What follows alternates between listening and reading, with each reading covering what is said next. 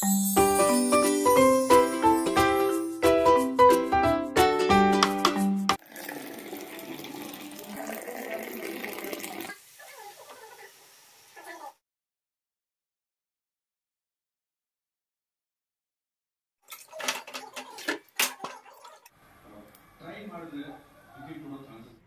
Hello friends, welcome back to my channel middle class life style.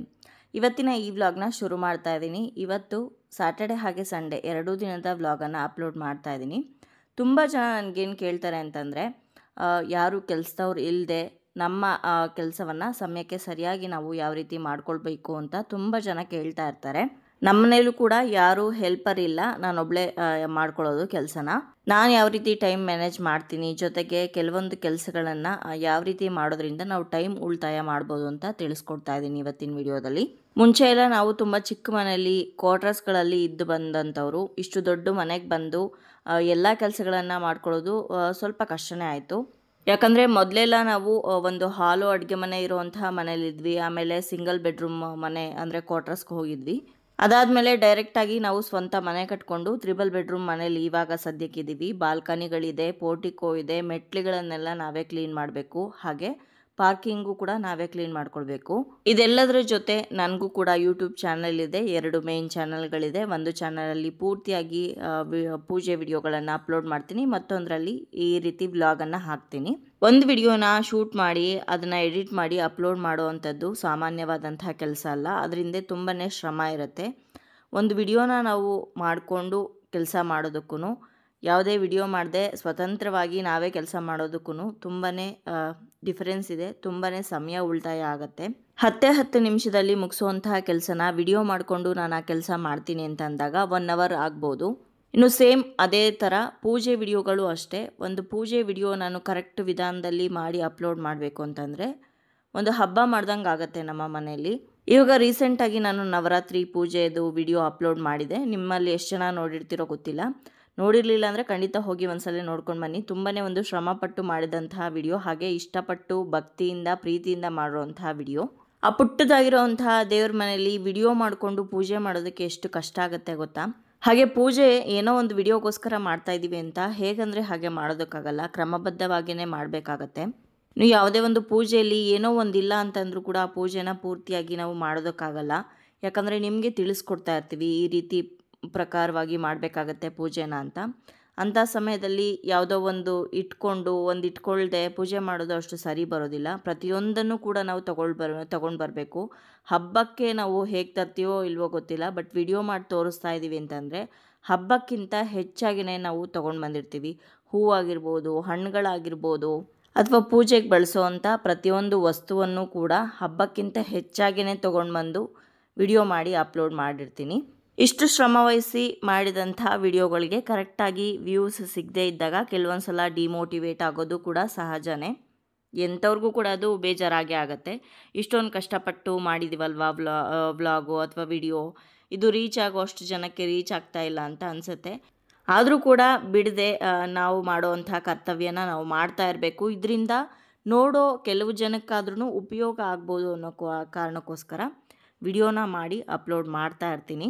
So ಈಗಿರುವಾಗ ನಾನು ಮನೆಯನ್ನು ಯಾವ ರೀತಿ ನಿಭಾಯಿಸ್ತೀನಿ, ಯಾವ ರೀತಿ ನನ್ನ ಕೆಲಸಗಳನ್ನು ಮಾಡ್ಕೋತೀನಿ ಕರೆಕ್ಟ್ ಸಮಯಕ್ಕೆ, ಜೊತೆಗೆ ಮನೇಲಿ ಓದೋ ಮಕ್ಕಳಿದ್ರೆ ಆ ಮಕ್ಕಳುಗಡೆ ಗಮನ ಹರಿಸ್ಬೇಕಾಗತ್ತೆ. ಆಫೀಸ್ಗೆ ಹೋಗುವಂಥ ಗಂಡ ಇದ್ದರೆ ಅವ್ರಿಗೆ ಕರೆಕ್ಟ್ ಟೈಮ್ಗೆ ಊಟ ಮಾಡ್ಕೊಳ್ಳೋದಾಗಿರ್ಬೋದು, ಪ್ರತಿಯೊಂದನ್ನು ಕೂಡ ನಿಭಾಯಿಸೋದು ತುಂಬಾ ಮುಖ್ಯ ಆಗುತ್ತೆ. ಇನ್ನು ನನ್ನ ಕೆಲಸಗಳನ್ನು ಮುಖ್ಯವಾಗಿ ನಾನು ಯಾವ ರೀತಿ ಡಿವೈಡ್ ಮಾಡ್ಕೊತೀನಿ ಅಂತಂದರೆ, ಪ್ರತಿದಿನ ಮಾಡೋವಂಥ ಕೆಲಸಗಳಿದ್ದೇ ಇರುತ್ತೆ. ಅಡುಗೆ ಮಾಡಬೇಕು, ಪಾತ್ರೆ ತೊಳಿಬೇಕು, ಬಟ್ಟೆ ವಾಷಿಂಗ್ ಮಿಷಿನ್ಗೆ ಹಾಕಿ ಒಣಗಾಕಬೇಕು, ಒಣಗಿರೋವಂಥದ್ದನ್ನು ಮಡಚಿಡಬೇಕು, ಪಾತ್ರೆಗಳನ್ನು ತೊಳಿಬೇಕು, ಹಾಗೆ ಬೇಸಿಕ್ ಕ್ಲೀನಿಂಗ್ ಕಸ ಗುಡಿಸೋವಂಥದ್ದು, ಇದನ್ನೆಲ್ಲ ಪ್ರತಿದಿನ ಕೂಡ ನಾವು ಮಾಡ್ತಾ ಇರ್ತೀವಿ. ಇನ್ನು ಡೀಪ್ ಕ್ಲೀನಿಂಗ್ ಅಂದರೆ ವಾರಕ್ಕೊಂದ್ಸಲ ಮಾಡೋವಂಥದ್ದಾಗಿರ್ಬೋದು, ಅಥವಾ ಪೂರ್ತಿ ಮನೆ ಒರೆಸೋದು, ಈಚೆ ಸ್ಟೇರ್ ಕೇಸ್ ಒರೆಸೋದು, ಪೋರ್ಟಿಕೋ ಒರೆಸ್ಕೊಳ್ಳೋದು, ಅಥವಾ ಬಾಲ್ಕನಿಗಳು ಕ್ಲೀನ್ ಮಾಡ್ಕೊಳ್ಳೋವಂಥದ್ದು, ಮನೆಯಲ್ಲಿ ಧೂಳು ತೆಗೆಯುವಂಥದ್ದು, ಡಸ್ಟಿಂಗ್ ಮಾಡೋವಂಥದ್ದು, ಇದೆಲ್ಲ ಸಾಕಷ್ಟು ಕೆಲಸಗಳು ಇದ್ದೇ ಇರುತ್ತೆ. ಇದನ್ನು ನಾವು ಡಿವೈಡ್ ಮಾಡ್ಕೊಂಡು ಮಾಡಬೇಕಾಗತ್ತೆ. ಇವಾಗ ನಾನೇನು ಮಾಡ್ತೀನಿ ಅಂತಂದರೆ, ಕಸ ಗುಡಿಸಿ ನೆಲ ಒರೆಸೋವಂತಹ ಕೆಲಸನ ಒಟ್ಟಿಗೆ ಇಟ್ಕೊಳ್ಳೋದಕ್ಕೆ ಹೋಗಲ್ಲ. ಆ ರೀತಿ ಇಟ್ಕೊಂಡ್ರೂ ಕೂಡ ಮನೆಯಲ್ಲಿ ಎಲ್ಲರೂ ರಜೆ ಇರೋವಂತಹ ದಿನ ಇಟ್ಕೋತೀನಿ. ನನಗೆ ನಾಳೆ ಮನೆ ಒರೆಸ್ಬೇಕು ಅಂತಂದರೆ ಹಿಂದಿನ ದಿವಸನೇ ಕಸ ಪೂರ್ತಿ ಮನೆ ಪೂರ್ತಿ ನೀಟಾಗಿ ಗುಡಿಸ್ಕೊಂಡ್ಬಿಟ್ರೆ ಸಾಯಂಕಾಲ ಬೆಳಗ್ಗೆ ಎದ್ದಿದ ತಕ್ಷಣ ನೆಲ ಒರೆಸ್ಕೊಂಡ್ಬಿಡ್ತೀನಿ. ಮತ್ತೆ ಕಸ ಗುಡಿಸೋದಕ್ಕೆ ಹೋಗೋದಿಲ್ಲ. ಯಾಕಂದರೆ ನಮಗೆ ಕಸ ಗುಡಿಸೋದಕ್ಕೆ ಎಷ್ಟು ಟೈಮ್ ಹಿಡಿಸುತ್ತೋ ನೆಲ ಒರೆಸೋದಕ್ಕೂ ಕೂಡ ಅಷ್ಟೇ ಟೈಮ್ ಹಿಡಿಸುತ್ತೆ. ಅದಕ್ಕೋಸ್ಕರ ಎರಡನ್ನೂ ಒಟ್ಟಿಗೆ ಇಟ್ಕೊಳ್ಳೋದಕ್ಕೆ ಹೋಗಲ್ಲ. ಹಿಂದಿನ ದಿವಸ ಸಾಯಂಕಾಲ ಕಸ ಗುಡಿಸ್ಕೊಂಡು ಬೆಳಗ್ಗೆ ಎದ್ದಿದ ತಕ್ಷಣ ನೆಲ ಒರೆಸ್ಕೊತೀನಿ. ಇನ್ನು ಪೂರ್ತಿ ಒಂದೇ ದಿನ ಕ್ಲೀನ್ ಮಾಡೋದಕ್ಕೆ ಹೋಗಲ್ಲ. ಇವತ್ತು ಮನೆ ಒಳಗೆಲ್ಲ ಕ್ಲೀನ್ ಮಾಡಿಕೊಂಡ್ರೆ ಮಾರನೇ ದಿನಕ್ಕೆ ನಾನು ಮೆಟ್ಲುಗಳು ಒರೆಸ್ಕೋತೀನಿ. ಅದರ ನೆಕ್ಸ್ಟ್ ಡೇ ನಮ್ಮದು ಯುಟಿಲಿಟಿ ಹಾಗೆ ಬಾಲ್ಕನಿ ಇದೆಯಲ್ಲ ಅದನ್ನು ಕ್ಲೀನ್ ಮಾಡ್ಕೋತೀನಿ. ಭಾನುವಾರದ ದಿವಸ ಫ್ರೀ ಇದ್ದಾಗ ನಾನು ಅಥವಾ ನನ್ನ ಹಸ್ಬೆಂಡ್ ಇಬ್ಬರಲ್ಲಿ ಒಬ್ಬರು ಪಾರ್ಕಿಂಗ್ ಕ್ಲೀನ್ ಮಾಡ್ಕೊತೀವಿ. ಇನ್ನು ಸೇಮ್ ಬಾತ್ರೂಮ್ಗಳನ್ನೂ ಕೂಡ 2 ಬಾತ್ರೂಮ್ ಇರೋದ್ರಿಂದ ಆದಷ್ಟು ಜಾಸ್ತಿ ಒಂದೇ ಬಾತ್ರೂಮನ್ನು ಯೂಸ್ ಮಾಡೋದಕ್ಕೆ ಟ್ರೈ ಮಾಡ್ತೀವಿ. ಡೈಲಿ ಸ್ನಾನಕ್ಕೆ ಹೋದಾಗ ಬೇಸಿಕ್ಕಾಗಿ ಏನು ಕ್ಲೀನ್ ಮಾಡಬೇಕೋ ಅದನ್ನು ಕ್ಲೀನ್ ಮಾಡ್ಕೊಂಡಿರ್ತೀವಿ. ಡೀಪ್ ಕ್ಲೀನ್ ಅನ್ನೋದನ್ನು ವಾರಕ್ಕೊಂದು ಸಲ ಮಾಡ್ಕೊತೀನಿ. ಜನರಲ್ ಬಾತ್ರೂಮನ್ನು 15 ಡೇಸ್ ಒನ್ಸ್ ಕ್ಲೀನ್ ಮಾಡ್ತೀನಿ. ಯಾಕಂದರೆ ಅದನ್ನು ಜಾಸ್ತಿ ಯಾರು ಯೂಸ್ ಮಾಡಲ್ಲ. ಯಾರಾದರೂ ಗೆಸ್ಟ್ ಬಂದಾಗ ಮಾತ್ರನೇ ಯೂಸ್ ಮಾಡಿರ್ತೀವಿ. ಅದಕ್ಕೋಸ್ಕರ ಇದಿಷ್ಟು ನಮ್ಮ ಇಡೀ ಮನೆ ಕ್ಲೀನಿಂಗ್. ಆದರೆ ದೇವ್ರ ಮನೆ ಕ್ಲೀನಿಂಗು ಇಡೀ ಮನೆ ಕ್ಲೀನ್ ಮಾಡೋ ಅಷ್ಟೇ ಕಷ್ಟ ಇರುತ್ತೆ. ಯಾಕಂದರೆ ಒಂದು ಪೂಜೆಗೆ ಸಂಬಂಧಪಟ್ಟಂತಹ ಚಾನಲ್ ಇದೆ ಅಂತ ಅಂದಾಗ ಅದರಲ್ಲಿ ಪ್ರತಿಯೊಂದು ದೇವ್ರ ಪೂಜೆನೂ ಕೂಡ ನಾವು ತೋರಿಸ್ತಾ ಇರ್ತೀವಿ. ಹಾಗಾಗಿ ಸಾಕಷ್ಟು ದೇವ್ರ ಫೋಟೋಗಳಿರುತ್ತೆ, ಸಾಕಷ್ಟು ದೇವರ ವಿಗ್ರಹಗಳಿರುತ್ತೆ. ಹಾಗೆ ಪೂಜೆ ಸಾಮಗ್ರಿಗಳಂತೂ ಕೇಳಲೇಬೇಕಾಗಿಲ್ಲ. ಸಿಕ್ಕಾಪಟ್ಟೆ ಒಂದು ಕಬೋರ್ಡ್ ತುಂಬ ಪೂಜಾ ಸಾಮಗ್ರಿಗಳೇ ಇದೆ. ಅದನ್ನೆಲ್ಲ ನನ್ನ ಪೂಜೆಗೆ ಯಾವುದನ್ನು ಬೇಕೋ ಅದನ್ನು ಮಾತ್ರನೇ ನಾನು ಇಟ್ಕೊಂಡು ಪೂಜೆ ತೋರಿಸ್ತೀನಿ. ಯಾವುದೇ ಒಂದು ಪೂಜೆಯನ್ನು ವಿಡಿಯೋ ಮಾಡಿ ತೋರಿಸ್ತಾ ಇದ್ದೀವಿ ಅಂತಂದಾಗ ಆ ಪೂಜಾ ಸಾಮಗ್ರಿಗಳನ್ನೆಲ್ಲ ನೀಟಾಗಿ ತೊಳ್ದೇನೆ ಪೂಜೆ ವಿಡಿಯೋ ಮಾಡಬೇಕಾಗತ್ತೆ. ಹೇಗಂದರೆ ಹಾಗೆ ಗಲೀಜಾಗಿ ಇಟ್ಕೊಂಡು ಪೂಜೆ ಮಾಡಿ ತೋರಿಸೋದಕ್ಕಾಗಲ್ಲ. ಹಾಗಾಗಿ ಇಂತಿಷ್ಟೇ ದಿವಸಕ್ಕೆ ದೇವ್ರ ಮನೆ ಕ್ಲೀನಿಂಗ್ ಮಾಡ್ತೀನಿ ನಾನು ಅಂತ ಹೇಳೋದಕ್ಕಾಗಲ್ಲ. ಯಾಕಂದರೆ ಪೂಜೆಗೆ ಬೇಕಾದಾಗೆಲ್ಲನೂ ಕೂಡ ನಾನು ದೇವ್ರ ಸಾಮಗ್ರಿಗಳನ್ನ ತೆಗೆದು ಕ್ಲೀನ್ ಮಾಡಿಕೊಂಡೇ ಪೂಜೆಗೆ ಬಳಸ್ತಾ ಇರ್ತೀನಿ. ಇನ್ನು ಡೀಪ್ ಕ್ಲೀನ್ ಅನ್ನೋದನ್ನು ತಿಂಗಳಿಗೆ ಒಂದು ಸಲನಾದರೂ ಮಾಡೇ ಮಾಡ್ತೀನಿ. ಇನ್ನು ಇವತ್ತು ಸ್ಯಾಟರ್ಡೆ ಆಗಿದ್ದರಿಂದ ನಮ್ಮ ಮನೆ ದೇವ್ರ ವಾರ. ಹಾಗೆ ನನ್ನ ಹಸ್ಬೆಂಡ್ಗೆ ನನ್ನ ಮಗಂಗೆ ಇಬ್ರಿಗೂ ಕೂಡ ರಜೆ ಇತ್ತು. ಹಾಗಾಗಿ ಬೆಳಗ್ಗೆಯಿಂದನೂ ಕಸ ಗುಡಿಸಿ ನೆಲ ಒರೆಸಿ ಸ್ನಾನ ಮುಗಿಸ್ಕೊಂಡು ಬಂದು ನವರಾತ್ರಿ ಪೂಜೆದ ವಿಡಿಯೋ ಮಾಡಿದ್ದೆ. ಆ ಫೋಟೋ ಇನ್ನೂ ಎತ್ತಿಟ್ಟಿರಲಿಲ್ಲ, ಹಾಗೇ ಇತ್ತು. ಹಾಗೆಯೇ ಇವತ್ತು ದೀಪ ಹಚ್ಚಿ ಪೂಜೆ ಮಾಡೋಣ ಅಂದ್ಬಿಟ್ಟು ನಮ್ಮ ಮನೆಯಲ್ಲಿ ಬಿಟ್ಟಿರೋವಂಥ ಹೂಗಳನ್ನೇ ಕಿತ್ಕೊಂಡು ಬಂದು ದೇವ್ರಿಗಿಟ್ಟು ಪೂಜೆ ಸಿಂಪಲಾಗಿ ಮಾಡಿದ್ದೀನಿ. ಈ ರೀತಿಯಾಗಿ ಕೆಲಸಗಳನ್ನು ಡಿವೈಡ್ ಮಾಡಿಕೊಂಡು ಮಾಡಿದ್ರೆ ತುಂಬಾ ಸುಲಭ ನಾವು ಕೆಲಸ ಮಾಡೋದಕ್ಕೆ. ಅಡುಗೆ ಮನೆ ಅಂತೂ ಒಂದು ದಿನ ಕ್ಲೀನ್ ಮಾಡದೇ ಇದ್ರೂ ಕೂಡ ಅಡುಗೆ ಮನೆ ನೋಡೋದಕ್ಕಾಗಲ್ಲ. ಹಾಗಾಗಿ ಪ್ರತಿದಿನ ಕ್ಲೀನ್ ಮಾಡಿಕೊಳ್ಳೇಬೇಕಾಗತ್ತೆ. ಇವತ್ತು ಸಂಡೇ ಬೆಳಗ್ಗೆ ತಿಂಡಿ ರೆಡಿ ಮಾಡ್ತಾಯಿದ್ದೀನಿ. ಇವತ್ತು ವಾಕಿಂಗ್ ಹೋಗಿದ್ದಾಗ ಸ್ವಲ್ಪ ನುಗ್ಗೆ ಸೊಪ್ಪು ಎಳೆದು ಸಿಕ್ತು, ತೊಗೊಂಡು ಬಂದ್ವಿ, ಅಲ್ಲಿ ಕಿತ್ಕೊಂಡು ಬಂದ್ವಿ ರೋಡಲ್ಲಿ. ಇವಾಗ ಅದನ್ನು ನುಗ್ಗೆ ಸೊಪ್ಪು ಹಾಕ್ಬಿಟ್ಟು ಮೊಟ್ಟೆ ಪಲ್ಯ ಮಾಡಿ ಅದರ ಕಾಂಬಿನೇಷನ್ ಆಗಿ ಬಳಿಯೋ ರೊಟ್ಟಿ ಮಾಡ್ತೀವಿ ನಾವು, ಕೈಯಲ್ಲಿ ಬಳಿಯೋ ಅಂಥದ್ದು, ಹೆಂಚು ಮೇಲೆ ಕಾದಿರೋ ಹೆಂಚು ಮೇಲೆ ಅದನ್ನು ಮಾಡ್ತಾಯಿದ್ದೀನಿ. ಈ ನುಗ್ಗೆ ಸೊಪ್ಪು ಆರೋಗ್ಯಕ್ಕೆ ತುಂಬಾ ಒಳ್ಳೆಯದು. ಯೂಸ್ ಮಾಡಿ ಆದಷ್ಟು ಸಿಕ್ಕಿದಾಗ. ಎಳೆಯದು ಸಿಕ್ಕಿದ್ರೆ ತುಂಬ ಒಳ್ಳೆಯದು. ಬಲ್ತಿರೋದು ಸ್ವಲ್ಪ ಕಹಿ ಇರುತ್ತೆ. ನುಗ್ಗೆ ಹೂವನ್ನು ಕೂಡ ನೀವು ಬಳಸ್ಬೋದು ಈ ಪಲ್ಯಕ್ಕೆ. ತುಂಬ ಸಿಂಪಲಾಗಿ ಮಾಡ್ಕೊಳ್ಳೋವಂಥ ಪಲ್ಯ, ತುಂಬ ರುಚಿಯಾಗಿರುತ್ತೆ, ಅಷ್ಟೇ ಆರೋಗ್ಯಕ್ಕೆ ಒಳ್ಳೆಯದು. ಎಣ್ಣೆಗೆ ಸ್ವಲ್ಪ ಈರುಳ್ಳಿ ಹಾಗೆ ಕರಿಬೇವಿನ ಸೊಪ್ಪು, ಸ್ವಲ್ಪ ಹಸಿಮೆಣಸಿನ್ಕಾಯಿ ಹಾಕಿ ಫ್ರೈ ಮಾಡಿಕೊಂಡು ಶುಂಠಿ ಬೆಳ್ಳುಳ್ಳಿ ಹಾಕಿ ಚೆನ್ನಾಗಿ ಫ್ರೈ ಮಾಡಿಕೊಂಡು ನುಗ್ಗೆ ಸೊಪ್ಪನ್ನು ಹಾಕ್ಕೊಂಡಿದ್ದೀನಿ. ನುಗ್ಗೆ ಸೊಪ್ಪು ಇರಲಿಲ್ಲ ಅಂದರೆ ನೀವು ಸ್ಕಿಪ್ ಮಾಡ್ಬೋದು. ಬೇಕಿದ್ದರೆ ಮೆಂತ್ಯ ಸೊಪ್ಪು ಕೂಡ ಹಾಕ್ಕೊಬೋದು. ಮೆಂತ್ಯ ಹಾಕಿದ್ರೆ ಸ್ವಲ್ಪ ಕಹಿ ಬರ್ಬೋದು. ಕಹಿ ಇದ್ದರೂ ಪರವಾಗಿಲ್ಲ, ತಿಂತೀವಿ, ಆರೋಗ್ಯಕ್ಕೆ ಒಳ್ಳೆಯದು ಅಂತಂದರೆ ಸಣ್ಣದಾಗಿ ಹೆಚ್ಚಿ ಸೇರಿಸ್ಕೊಬೋದು. ಇವಾಗ ನಾನಿಲ್ಲಿ ಒಂದು 6 ಮೊಟ್ಟೆಗಳನ್ನು ಹಾಕ್ಕೊಂಡಿದ್ದೀನಿ. ಮೊಟ್ಟೆ ಹಾಕಿದ್ಮೇಲೆ ಜಾಸ್ತಿ ಕೈ ಆಡಿಸೋದಕ್ಕೆ ಹೋಗಬೇಡಿ. ಯಾಕಂದರೆ ಮೊಟ್ಟೆ ಬಾಣಲಿ ಅಥವಾ ಯಾವುದಾದ್ರೂ ಪಾತ್ರೆ ಇಟ್ಟಿರ್ತೀವಲ್ಲ ಅದಕ್ಕೆ ತಳ ಕಚ್ಕೊಂಡ್ಬಿಡುತ್ತೆ. ಈಸಿಯಾಗಿ ಕ್ಲೀನ್ ಮಾಡೋದು ತುಂಬಾ ಕಷ್ಟ. ಹಾಗೆ ಮೊಟ್ಟೆ ಯಾವುದೇ ಅಡುಗೆಗಾಗಿರ್ಬೋದು ಹಾಕಿದ ತಕ್ಷಣ ನಾವು ಮಿಕ್ಸ್ ಮಾಡಿಬಿಟ್ರೆ ಒಂಥರ ಸ್ಮೆಲ್ ಬರುತ್ತೆ. ಹಾಗಾಗಿ ಮೊಟ್ಟೆನ ಆದಷ್ಟು ಹಾಕಿದ ತಕ್ಷಣವೇ ಮಿಕ್ಸ್ ಮಾಡೋದಕ್ಕೆ ಹೋಗದೆ ಇವಾಗ ಮೇಲೆಲ್ಲ ಉಪ್ಪು, ಖಾರದ ಪುಡಿ, ಧನಿಯಾ ಪುಡಿ, ಗರಂ ಮಸಾಲ, ಖಾರದ ಪುಡಿ ಎಲ್ಲ ಹಾಕ್ಕೊಂಡಿದ್ದೀನಿ. ಸ್ವಲ್ಪ ಹೊತ್ತು ಮುಚ್ಚಿಟ್ಬಿಟ್ಟಿದ್ದೀನಿ. ಇವಾಗ ಮೊಟ್ಟೆ ಆಲ್ಮೋಸ್ಟ್ ಅರ್ಧ ಭಾಗ ಬೆಂದಿದೆ. ಇವಾಗ ನಾನು ಅದನ್ನು ಮಿಕ್ಸ್ ಮಾಡ್ಕೊತಾ ಇದ್ದೀನಿ. ಈ ರೀತಿ ಮಿಕ್ಸ್ ಮಾಡೋದ್ರಿಂದ ಮೊಟ್ಟೆ ಒಂದು ಸ್ವಲ್ಪ ಪೀಸಸ್ ಸಿಗುತ್ತೆ, ಚೆನ್ನಾಗಿರುತ್ತೆ. ಹಾಗೆ ಸ್ಮೆಲ್ಲು ಕೂಡ ತುಂಬ ಜಾಸ್ತಿ ಬರೋದಿಲ್ಲ ನಿಮಗೆ, ತಳನೂ ಕೂಡ ಜಾಸ್ತಿ ಹಿಡಿಯೋದಿಲ್ಲ. ಈಸಿಯಾಗಿ ಕ್ಲೀನ್ ಮಾಡ್ಕೊಬೋದು. ಇದು ಚೆನ್ನಾಗಿ ಬೇಯಬೇಕು ಮೊಟ್ಟೆ. ಬೇಯೋವರೆಗೂ ಇದನ್ನು ಸ್ವಲ್ಪ ಹೊತ್ತು ಮುಚ್ಚಿಟ್ಬಿಟ್ರೆ ಚೆನ್ನಾಗಿ ಅದು ಬೇಯುತ್ತೆ. ಕೊನೆಯಲ್ಲಿ ಸ್ವಲ್ಪ ಹೆಚ್ಚಿಟ್ಟಿರೋವಂಥ ಕೊತ್ತಂಬರಿ ಸೊಪ್ಪು ಹಾಕಿದ್ರೆ ನುಗ್ಗೆ ಸೊಪ್ಪು ಹಾಕಿ ಮಾಡಿರೋವಂಥ ಮೊಟ್ಟೆ ಪಲ್ಯ ರೆಡಿ ಆಗುತ್ತೆ. ಬೇಕಿದ್ರೆ ನೀವು ಹೆಸರು ಕಾಳನ್ನು ಕೂಡ ಬೇಯಿಸಿ ಇದಕ್ಕೆ ಸೇರಿಸ್ಬೋದು. ನಾನಲ್ಲಿ ರೊಟ್ಟಿ ಹಿಟ್ಟು ಕಲಿಸ್ತಾ ಇದ್ದೀನಿ. ನನ್ನ ಹಸ್ಬೆಂಡ್ ಸ್ವಲ್ಪ ಕೊತ್ತಂಬರಿ ಸೊಪ್ಪು ಹಾಕಿ ಮಿಕ್ಸ್ ಮಾಡ್ತಾ ಇದ್ದಾರೆ. ನಮ್ಮನೇಲಿ ನನ್ನ ಹಸ್ಬೆಂಡ್ಗೆ ಮನೆಯಲ್ಲಿ ನಾವು ಬಳ್ದು ಮಾಡ್ತೀವಲ್ಲ ರೊಟ್ಟಿ, ಅದಂದರೆ ತುಂಬಾ ಇಷ್ಟ. ಅವ್ರು ಚಿಕ್ಕ ವಯಸ್ಸಿಂದನೂ ಕೂಡ ತುಂಬಾ ಇಷ್ಟಪಟ್ಟು ತಿಂತಾರೆ ರೊಟ್ಟಿನ. ಹಾಗಾಗಿ ವಾರಕ್ಕೆ ಒಂದು ಸಲನಾದರೂ ಮನೆಯಲ್ಲಿ ಮಾಡಬೇಕಿದು. ಅಕ್ಕಿ ಹಿಟ್ಟು ಜೊತೆಗೆ ಗೋಧಿ ಹಿಟ್ಟನ್ನು ಬೆರೆಸಿ ಮಾಡುವಂಥ ರೊಟ್ಟಿ ಇದು. ರಾಗಿ ಹಿಟ್ಟನ್ನು ಕೂಡ ಸೇರಿಸ್ಕೊಬೋದು, ಬೇಕಿದ್ದರೆ ಜೋಳದ ಹಿಟ್ಟನ್ನು ಕೂಡ ಸೇರಿಸ್ಬೋದು. ಅಕ್ಕಿ ಪ್ರಮಾಣ ಸ್ವಲ್ಪ ಜಾಸ್ತಿ ಇರಬೇಕು, ಅಂದರೆ ಅಕ್ಕಿ ಹಿಟ್ಟು ಸ್ವಲ್ಪ ಜಾಸ್ತಿ ಹಾಕ್ಕೊಬೇಕು, ಗೋಧಿ ಹಿಟ್ಟು ಸ್ವಲ್ಪ ಕಡಿಮೆ ಹಾಕ್ಕೊಳ್ಬೇಕು.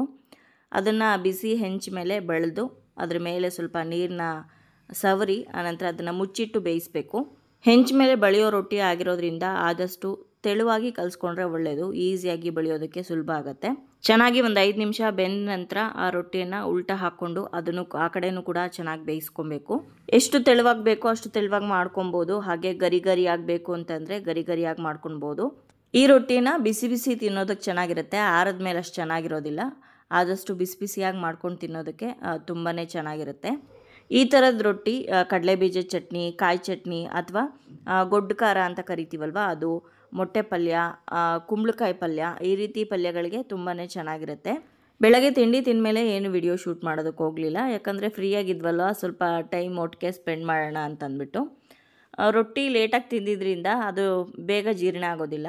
ಹಾಗಾಗಿ ಮಧ್ಯಾಹ್ನ ಏನು ಊಟ ಮಾಡೋದಕ್ಕೆ ಹೋಗಲಿಲ್ಲ. ಇವಾಗ ಸಂಜೆ ಸುಮಾರು 4 ಗಂಟೆ ಆಗ್ತಾ ಬಂತು. ನನ್ನ ಮಗ ಮನೇಲಿ ಪಾಸ್ತಾ ಇತ್ತಲ್ಲ, ಪಾಸ್ತಾ ಮಾಡಿಕೊಡಮ್ಮ ಅಂತ ಕೇಳ್ದ. ಹಾಗಾಗಿ ಇಲ್ಲಿ ಎಲ್ಲ ತರಕಾರಿಗಳನ್ನ ಹಾಕಿ ಸ್ವಲ್ಪ ಕೆಚಪ್ ಎಲ್ಲ ಹಾಕಿಬಿಟ್ಟು ಪಾಸ್ತಾ ಮಾಡ್ತಾಯಿದ್ದೀನಿ. ಅವನಿಗೆ ಎಕ್ಸಾಮ್ಸ್ ನಡೀತಾ ಇದೆ, ಇನ್ನು 2 ಎಕ್ಸಾಮ್ ಇದೆ. 2 ಎಕ್ಸಾಮ್ ಮುಗಿದ್ರೆ ಫುಲ್ ಎಕ್ಸಾಮ್ ಮುಗ್ದಂಗೆ. ಆಮೇಲೆ ದಸರಾ ರಜಾ ಶುರುವಾಗತ್ತೆ. ನಮಗೂ ಕೂಡ ಸ್ವಲ್ಪ ರಿಲೀಫ್ ಸಿಗುತ್ತೆ ಒಂದಷ್ಟು ದಿನ.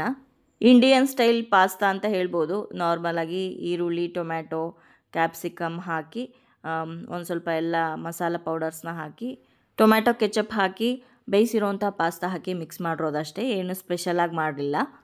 ಮಕ್ಕಳು ಏನಾದರೂ ಈ ರೀತಿ ಸ್ಪೆಷಲಾಗಿ ಕೇಳಿದಾಗ ಹೊರಗಡೆ ಕೊಡಿಸೋದಕ್ಕಿಂತ ಆದಷ್ಟು ನಾವು ಮನೆಯಲ್ಲೇ ಹೆಲ್ದಿ ವರ್ಷನಾಗಿ ಮಾಡಿಕೊಡೋದು ತುಂಬಾ ಒಳ್ಳೆಯದು. ಈ ಥರ ಮನೇಲಿ ನಾವು ಮಾಡಿಕೊಟ್ಟಾಗ ಹೊರಗಡೆದಕ್ಕೂ ಕೂಡ ಆಸೆ ಬೀಳಲ್ಲ ಜಾಸ್ತಿ ಮಕ್ಕಳುಗಳು. ಪಾಸ್ತಾ ರೆಡಿಯಾಗಿದೆ, ಇವಾಗ ಪ್ಲೇಟ್ಗೆ ಹಾಕ್ಕೊಂಡು ತಿನ್ನಬೇಕು. ಹಿಂಗಿದೆ, ಚೆನ್ನಾಗಿದೆಯಾ?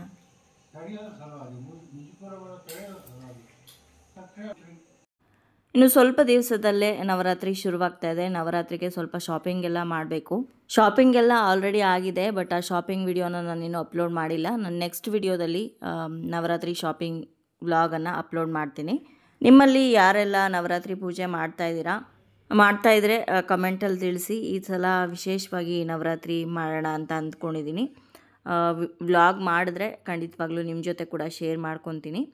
ಪಾಸ್ತಾ ತಿಂದಾದ್ಮೇಲೆ ಬಿಸಿ ಬಿಸಿ ಕಾಫಿ ಕುಡಿದು ಸ್ವಲ್ಪ ಹೊತ್ತು ಎಲ್ಲರೂ ಕೂತ್ಕೊಂಡು ಟಿ ವಿ ನೋಡಿದ್ವಿ. ಟಿ ವಿ ನೋಡಿದೆಲ್ಲ ಆದಮೇಲೆ ನನ್ನ ಮಗಂಗೆ ನಾಳೆ ಎಕ್ಸಾಮ್ ಇತ್ತಲ್ಲ, ಅವ್ನು ಸ್ವಲ್ಪ ಹೊತ್ತು ಓದ್ಕೊತಾ ಇದ್ದ. ಸೊ ಈ ರೀತಿ ನಮ್ಮ ವೀಕೆಂಡ್ ಹೋಯಿತು. ಸೊ ಈ ವ್ಲಾಗನ್ನು ನಾನು ಇಲ್ಲಿಗೆ ಎಂಡ್ ಮಾಡ್ತಾಯಿದ್ದೀನಿ. ಈ ವ್ಲಾಗ್ ನಿಮ್ಮೆಲ್ಲರಿಗೂ ಇಷ್ಟ ಆಗಿರ್ಬೋದು ಅಂತ ಭಾವಿಸ್ತೀನಿ. ಈ ವ್ಲಾಗ್ ಇಷ್ಟ ಆಗಿದ್ರೆ ಲೈಕ್ ಮಾಡಿ, ಬೇರೆಯವ್ರಿಗೂ ಕೂಡ ವಿಡಿಯೋನ ಶೇರ್ ಮಾಡಿ, ಹಾಗೆ ನಿಮ್ಮ ಅನಿಸಿಕೆ ಅಭಿಪ್ರಾಯಗಳನ್ನ ಖಂಡಿತವಾಗ್ಲೂ ಕಮೆಂಟ್ ಮುಖಾಂತರ ಬರೆದು ತಿಳಿಸಿ. ಮತ್ತೊಂದು ಇಂಟ್ರೆಸ್ಟಿಂಗ್ ವ್ಲಾಗ್ ಜೊತೆಗೆ ನಿಮ್ಮನ್ನ ಭೇಟಿ ಆಗ್ತೀನಿ. ಅಲ್ಲಿಯವರೆಗೂ ಧನ್ಯವಾದಗಳು. ಲೋಕ ಸಮಸ್ತ ಸುಖಿನೋ ಭವಂತು.